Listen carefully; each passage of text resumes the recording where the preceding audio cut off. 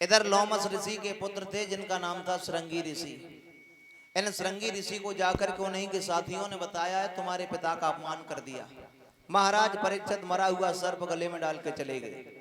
श्रृंगी ने क्या किया है, जल दिया है हाथ पे और लेने के बाद श्राप दिया, धन के मतवाले राजा तुमने हमारे पिता का अपमान किया है, हम तुम्हारा अपमान कर रहे हैं, ये सर्प मरेगा नहीं, 7वें दिन जिंदा होकर के तुम्हें डसेगा।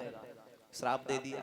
आकर के अपने पिता से बोले, पिताजी जिन्होंने तुम्हारा अपमान किया था हमने आज उन्हें श्राप दे दिया है।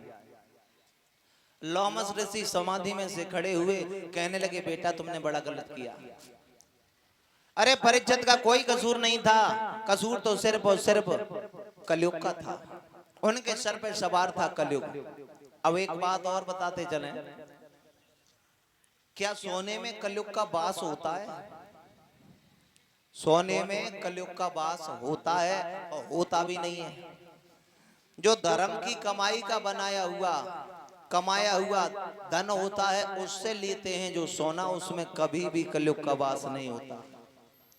और जो अधर्म की कमाई का सोना होता है उसमें कलयुग का वास होता है। तो अब आप लोग सोच रहे होंगे कि अब पांडवों ने अधर्म किया था? नहीं, पांडवों ने अधर्म नहीं किया था। मगध नरेश जरासंध का वध किया था भीम ने, तब उन्हीं मगध नरेश जरासंध के पुत्र थे जिनका नाम था महिपाल, उन्हें राजा बनाया। कहा तुम नए राजा और नया मुकुट पहनना, और वो मुकुट भीम लेकर के चले आए। वो मगध नरेश जरासंध ने लूट का बनवाया हुआ था, इसलिए उसमें सोने में कलयुग वास कर गया है।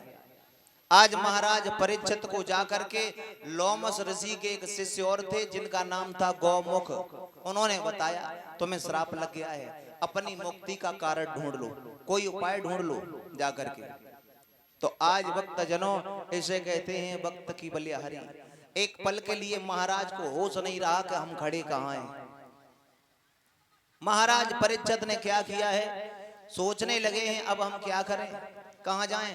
राजसी वस्त्रों को उतार के रखा, भक्त जनों जंगल में चले हैं, संत महात्माओं से पूछते हुए चले जा रहे हैं, मुझे श्राप लग गया है, कोई मुझे उपाय बता दो।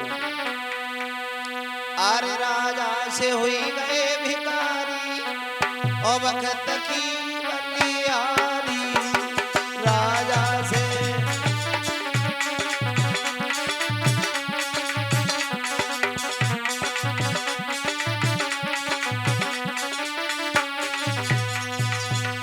अरे समय पुरोए राजा परीक्षित को,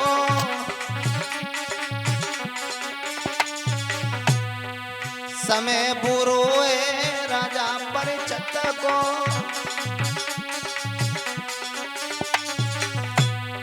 पड़ गई विपत्तियां भारी, समय की बलिहारी, राजा से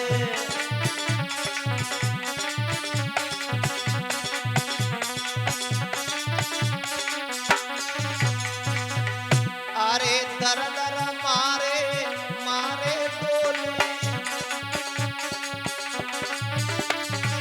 नाका वैसे मुखड़ा खोले,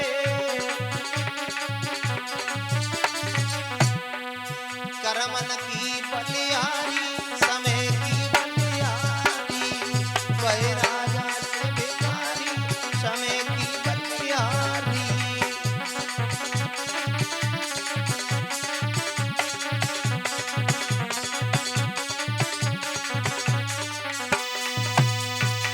आज महाराज परीक्षित पूछते हुए चले जा रहे हैं, संत भगवान मिलते हैं, उनसे पूछते हैं मुझे श्राप लग गया है, 7वें दिन तक्षक के काटने से मेरा अंतिम दिन होगा, मैं स्वर्ग के लिए चला जाऊंगा, मारा जाऊंगा, हो सकता है अधोगति भी हो जाए, मुझे बड़ा भय है, यानी तक्षक का भय व्याप्त है।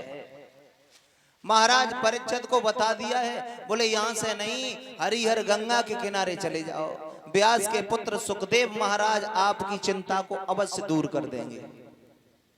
भक्तजनों जब ये कहा कि सुखदेव महाराज, तो आज महाराज परीक्षित वहीं पहुंच गए हैं जहां बालू के लहरियादार बिछौना पड़े हुए हैं, सुगंधित पुष्पों पे भंवरा किलोले कर रहे हैं, ठंडी ठंडी मंद सुगंध समीर चल रही है। देखा है लंबे लंबे बड़े बड़े लंबी लंबी दाढ़ी वाले लंबी लंबी जटाओं वाले संत महात्मा बैठे हुए हैं। यहां तक देखा कि ब्यास जी भी बैठे हुए हैं। और वहां देखना ये हुआ कि षोडशी अवस्थायाम नगिन भेष और गंगा तटे आगच्छत, यानी 16 वर्ष की उम्र है, नगिन भेष है, गंगा के किनारे आ रहे हैं और सुखदेव को आते हुए निहारा तो सभी संतों ने उठ करके उनका स्वागत किया है, उन्हें हाथ जोड़ के प्रणाम किया है। महाराज परीक्षित शंका में पड़ गए, कारण क्या है? अरे ये तो जरा से बालक हैं, आपकी बड़ी बड़ी लंबी दाढ़ी है, आप क्यों प्रणाम कर रहे हो? अगस्त्य ऋषि ने बताया, सुनिए, यहाँ पर उम्र कोई मायना नहीं रखती है, यहाँ तो गुणों की पूजा है। अरे वो गुणों में श्रेष्ठ हैं तो हम उनके गुणों को सल्यूट कर रहे हैं, गुणों को प्रणाम कर रहे हैं। भक्तजनों, आप इधर कहा है कि ये देखो, आप ये सोचेंगे कि ये तो पिता हैं, लेकिन इनके पिता भी खड़े होके कर रहे हैं। तब सारी बात बताई है, सुनिए। राजा की पूजा राज्य में हो सकती है, विद्वान की पूजा हर देश में हो सकती है।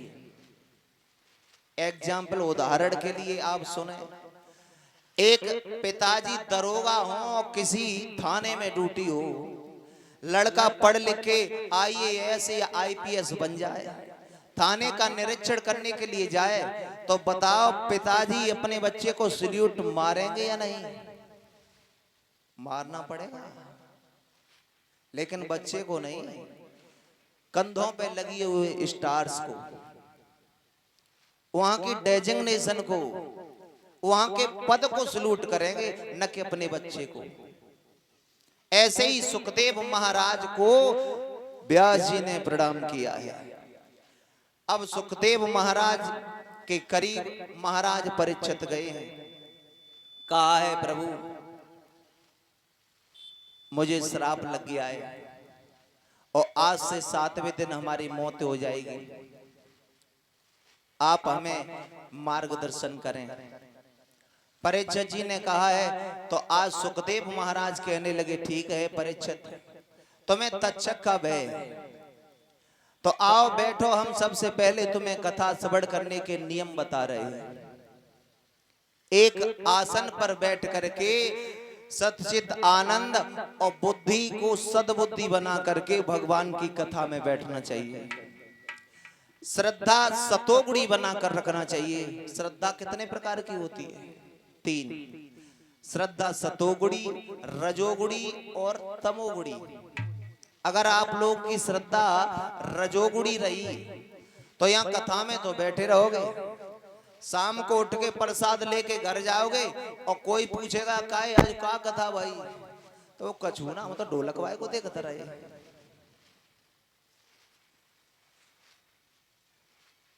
और अगर तमोगुणी रही तो यहाँ बैठे तो रहोगे, तुम्हें घमंड आएगा, क्रोध आएगा, अरे बोले शास्त्र की कमी है, गांव गांव शास्त्री है, कहां से पकड़ के